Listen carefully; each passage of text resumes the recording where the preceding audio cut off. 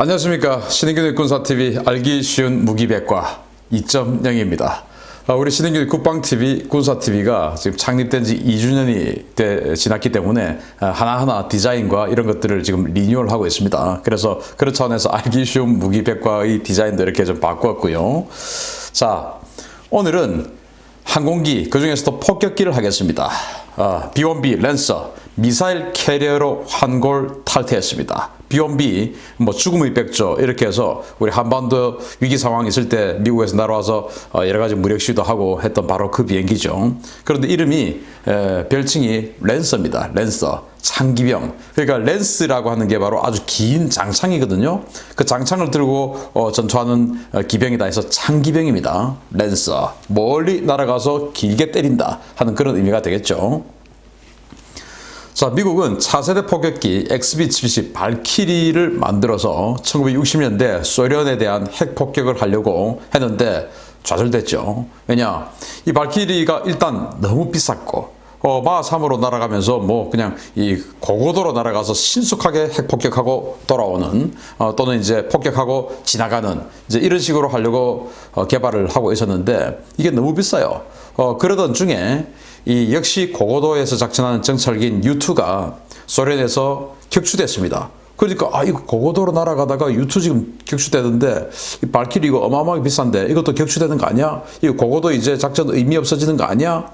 라고 하면서 회의감이 들던 그 시점에서 발키리가 이제 만들어서 시제 이 시범 비행을 하는데 추락해버리고 말았어요. 그래서 이제 이 발키리는 캔슬이 돼버렸죠. 그래서 미국은 안 되겠다, 그냥 B-52 그걸로 그냥 그대로 해라. 이 공중 핵 폭격은 그대로 하자. 이렇게 가던 중에 그거로는 안 되겠다 하고는 이제 닉슨 대통령이 1969년도에 우리는 소련을 억제할 수 있는 다양한 전략적 카드를 가지고 있어야 하지만 B-52로는 어림도 없다. 그래서 초음속으로 비행할 수 있는 전략 폭격기가 필요하다. 그거 만들어. 그런 거 만들어. 이렇게 해서 닉슨 대통령의 지시에 의해서 초음속 전략 폭격기를 만들기로 했어요. 그래서 이제 발키리는 고고도로 날아가서 핵 폭격을 하려고 했는데 그 고고도로 날아가는 게 이제 U2도 격추되고 또 소련이 미그 25 이런 거 고고도 여객기 이런 것을 만드니까 이 고고도는 이제 안 되겠다. 그러니까 우리는 저고도로 들어가서 레이더가 볼 수 없는 아주 저고도로 이렇게 침투해서 폭격하고 회피해버리는 이런 초음속 폭격기, 저고도 폭격기를 만들자. 그러면은 아주 빠른 속도로 저고도로 들어가려고 하면은 이게 날개가 가베닉이 되어야 돼서 양력을 좀 조절할 수 있어야 된다. 그래서 가베닉 폭격기를 만들기로 한 겁니다. 이렇게 해서 이제 만들었어요. 발키리를 노스롭에서 만들었는데 그 노스롭 발키리 프로그램이 폐지가 되니까 그 노스롭에 있던 기술자들이 라구엘이라는 회사로 또 다 옮겼고 그 라구엘에서 노스롭에 있던 발키리 기술자들의 그 기술을 바탕으로 신속하게 5년 만에 B-1A라는 폭격기를 만듭니다. 그래서 이제 실전 배치하려고 준비하고 있는데 이런 일이 발생했어요. 벨렌코 중위, 바로 소련의 미그 25 조종사죠. 이 소련의 미그 25 조종사가 훈련 비행을 이렇게 하다가 갑자기 전속력으로 일본 홋카이도로 들어옵니다. 그래서 홋카이도의 하코다테 공항에 이렇게 착륙하죠. 바로 귀순한 겁니다. 그래서 이제 미국 정보당국이 이 미그 25 당시만 해도 환상의 전투기였지 않습니까? 그래서 이 미그 25를 마구마구 이제 뜯어봅니다. 그래서 원래는 고고도에서 이 미그 25가 작전을 하고 아주 빠른 속도 마3 이상으로 작전을 하고 그래서 이 고고도를 미그 25가 장악하고 있기 때문에 이 고고도로 못 가고 그래서 B-1A를 만들어서 저고도 침투하는 이런 걸 만들자 이렇게 했는데 아니 이 미그 25를 뜯어보니까 룩다운 모드가 있는 겁니다. 여기만 보는 게 아니고 모드를 바꾸면 이 아주 저고도 침투하는 이런 항공기까지도 볼 수 있는 룩다운 모드가 달려있는 레이더가 있는 거예요.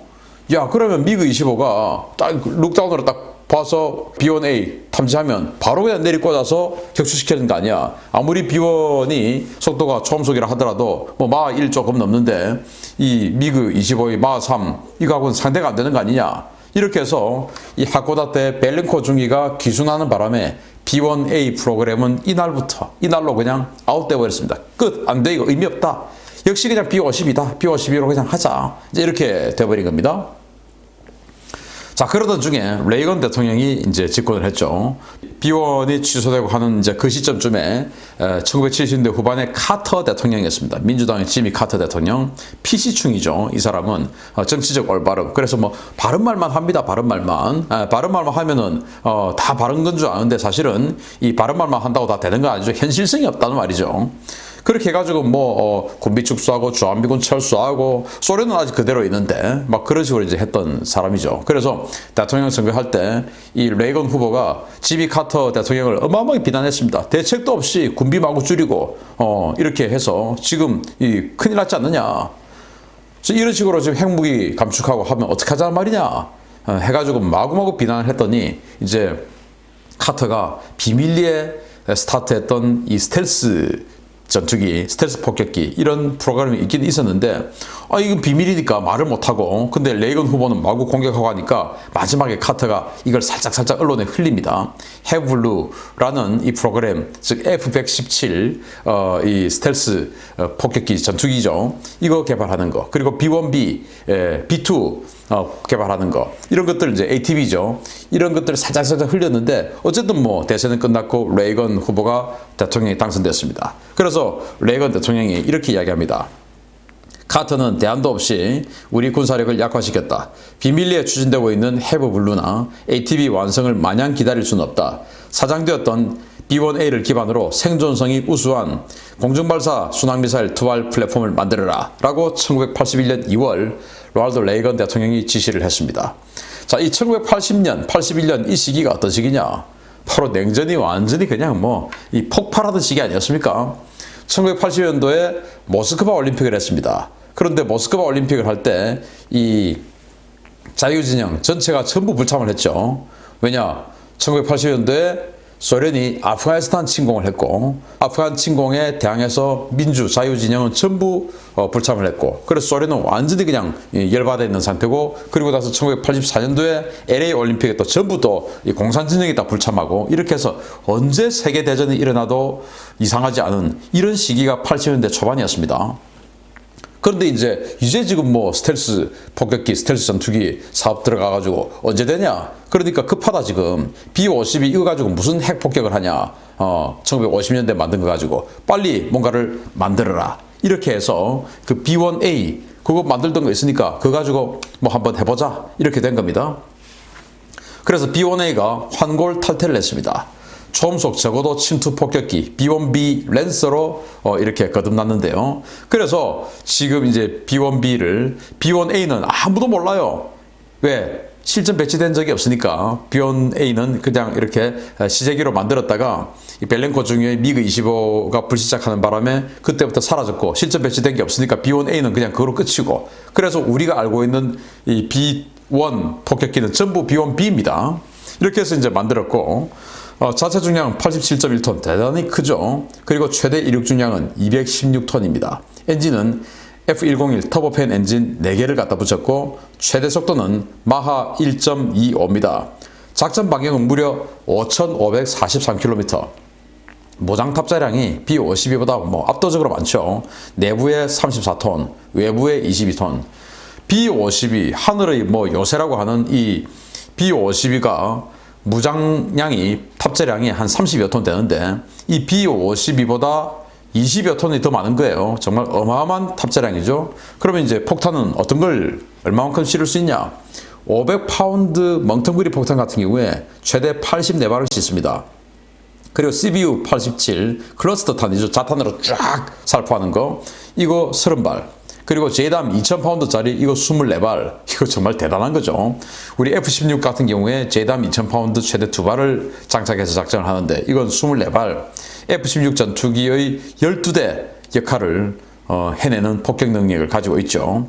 그리고 CBU-105라고 하는데 이거는 역시 이제 자탄으로 공격하는데 그냥 일단 떨어뜨립니다. 떨어뜨리고 이제 자탄이 쫙 흩어져요. 그리고 이 자탄이 열추적을 하면서 들어가서 풍향에 따라서 이렇게 움직이면서 유도가 돼가지고 저거의 기갑 차량 이런 것들을 타격하는 그런 폭탄인데 이거 하나에 기갑 대대 하나를 격파시킬 수 있다라고 하는 무지막지한 폭탄입니다. 이거 30발. 그리고 이제 AGM-154, JSOW 활공 유도 폭탄이죠. 이 제이소 같은 경우는 최대 130km를 활공하는 장거리 활공 유도 폭탄인데 이거 12발. 이거 이제 활공 장거리 하다 보니까 좀 무겁습니다. 그리고 제즘이 370km에서 제즘 ER 같은 경우에는 이제 930km까지 날아가는 스텔스 순항 미사일 아닙니까? 이 제즘 최대 24발. 이 정도의 능력을 가지고 다시 등장을 한 거예요. 그런데 미국과 소련이 전략무기 감축 협정을 하느라고 이렇게 서로 간에 이제 핵 탄두, 핵 투발 수단 이런 것들 다 제한하는 이제 이런 것들 하는데 소련이 볼 때 이 B1B가 너무 무서운 겁니다. 저고도로 들어오기도 하죠. 뭐 폭장량 어마어마하게 하죠. 이제 이래서 소련은 요청합니다. 이 B1B는 핵무기 탑재하지 말자라고 합니다. 그래서 이제 미국은 그래? 그러면 니들도 블랙잭, 백파이어 그거 전부 다 핵무기 하지 마. 우리 B1B하고 바꿔줄게. 오케이? 이렇게 돼가지고 서로 간에 이 초음속 폭격기들은 핵무기를 탑재 안 하기로 합니다. 그래서 이 B1B는 AGM-86이라고 하는 그 핵 탑재 순항미사일을 장착을 안 하는 무장 탑재를 해요. 그래서 미 공군에 지구권 타격사령부가 있고 전투사령부가 있습니다. 지구권 타격사령부는 폭격기들이 이제 배치가 되어 있는데 B2, B52 이런 폭격기들이 지구권 타격사령부에 배치가 되어 있는데 거기는 핵무기를 장착할 수 있습니다. 그래서 지구권 타격사령부는 핵무기를 장착할 수 있는 폭격기인 B2와 B52는 지구권 타격사령부 소속, 그리고 핵무기를 사용 못하는 이 B1B는 전투사령부 소속입니다. 지금은 조금 바뀌었지만, 자 이렇게 해서 미 공군 전투사령부 최강의 폭격 무기가 됩니다. 자 그런데 아프가니스탄에서 테러와의 전쟁을 하죠. 그래서 이때 이 B1B 랜서가 완전히 빛을 발하게 됩니다. 그전에는 뭐 원래는 핵폭격하려고 만들었다가 이 뭐 전략무기 감축협정 즉 스타트에 따라서 핵폭격도 못하게 돼서 그럼 이거 도대체 왜 만든 거야? 이제 이러던 차에 이 제이담이라는 게 나오고 나서 완전히 그냥 다시 재평가를 받게 된 거죠. 제이담 24발을 딱 장착을 하고 전투 행동 반경이 5,500km니까 계속 아프간 상공에 채공하고 있는 겁니다. 자기 구역 결정해가지고 여기는 이 기체, 여기는 이 기체 이런 식으로 계속 채공을 하고 있어요. 그래서 지상에서 해병대 또는 육군이 그냥 뭐 어디 때려주세요. 무전만 하면 그냥 항상 채공하고 있을까? 제담 딱 떨어뜨려 주는 겁니다. 제담이 이제 24km 날아가는 정밀 유도폭탄 아니겠습니까? 자기가 끝까지 유도할 필요도 없어요. 그냥 표정만 딱 찍어주면 GPS에 스스로 유도가 돼가지고 그냥 활공해서 날아가 버리니까 제담 너무너무 좋죠. 그래서 아프가니스탄 전쟁 전체를 따져봐서 이 전체 항공기 쏘티 수로는 5%밖에 안 했는데 전체 폭탄 투하한 숫자는 40%나 이 B1B가 떨어뜨렸어요. 그러니까 뭐 이 B1B가 거의 뭐 전쟁의 폭격의 반을 했다라고 해도 과언이 아니죠. 그래서 미 지상군에게는 최고 고마운 그런 존재였어요. 그냥 뭐 무전 때리면은 1분 내에 때려주니까 하늘에 있으니까 항상 그렇게 해서 고맙다 랜서 이제 이렇게 하는 것이죠. 자 그래서 이 랜서는 제즘 지금 새로 개발된 스텔스 순항미사일 아니겠습니까? 제즘 그리고 LRASM 이 LRASM은 이 제즘을 바탕으로 개발된 공대 함 스텔스 미사일이죠. 거기다가 또 이 LRASM은 이 AI 인공지능까지 집어넣었죠. 이 LRASM도 24발을 넣습니다. 그렇게 해서 제즘과 LRASM 때문에 이 B1B 랜서는 다시 제2의 전성기를 누리게 됩니다. 중국의 군사평론가 천강원은 이렇게 이야기합니다. 중국 항모전단은 저고도로 침투하는 B1B 폭격기를 원거리에서 탐지할 수 없다. 4대의 B1B가 96발의 LRASM을 쏘면 중국 항모전단은 수장될 것이다. 괌에 4대가 배치되었고 3대가 오고 뭐 5대 오고 이런 식으로 계속 순환 배치 지금 되고 있어요. 그래서 4대가 LRASM 딱 장착하고 날아와서 저고도로 쫙 날아오면은 이 수평선 너머에 있는 이 B1이 안 보이지 않습니까? 수평선 35km밖에 안 되는데 이런 상태에서 LRASM 일제히 쏴버리고 쫙 이탈해버리면 96발의 LRASM B1도 탐지 못하고 그리고는 수평선 너머에서 날아오는 이 LRASM 도대체 어떻게 막아내냐? 스텔스에다가 인공지능으로 그냥 공격해 들어오는데 이거 어떻게 할 거냐? LRASM 같은 경우는 사정거리가 최소 560에서 930km까지예요. 굉장히 장거리죠. 그리고 이 B1은 B1B는 이 가베닉으로 인해서 완전히 저공 침투할 수 있는 그런 양력을 충분히 보장받을 수 있죠. 그래서 저공 침투해서 들어오고 LRSM 대량으로 쏴버리면은 랴오닝 전단, 산둥 항모전단 그냥 다 수장된다라고 중국 군사평론가가 이야기했어요. 이제 제2의 전성기가 됐습니다.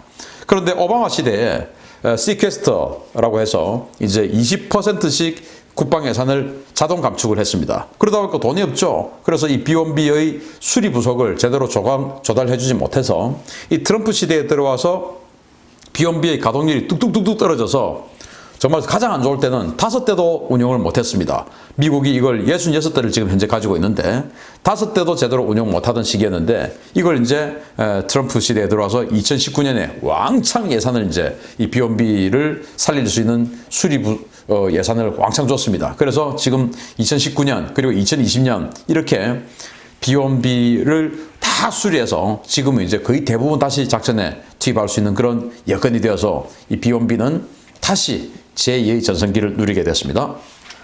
자, 미국 지구권 타격의 전력의 핵심이죠. 앞으로 20년 더 현역에 있을 겁니다. 미국이 B-21이라는 스텔스 폭격기 지금 만들고 그걸 가지고 이 B-1B 대체를 하려고 하는데 이 B-21의 타격력, 이 폭장량이 이렇게 54톤씩이나 될까? 56톤씩이나 될까? 좀 의구스럽지 않습니까? 그래서 이 폭장량 하나만으로 또 이 속도, 저공 침투 능력 이런 거 하나만으로 앞으로도 최소 20년 더 B-21이 나와도 이 B-1B는 살아남지 않을까라는 예상을 하고 이 창기병, 랜서 이게 냉전 시대 때는 소련을 압박하는 그런 가장 강력한 기병이었는데 이제 미중 패권 경쟁 시대 때는 이 중국의 항모전단이 이 B-1B의 이 창기병 랜서에 의해서 완전히 수장될 수밖에 없는 그런 무장 능력 맞춰 가고 있다. 제2의 전성기 B-1B 랜서 창기병 알아봤습니다. 마치겠습니다. 감사합니다.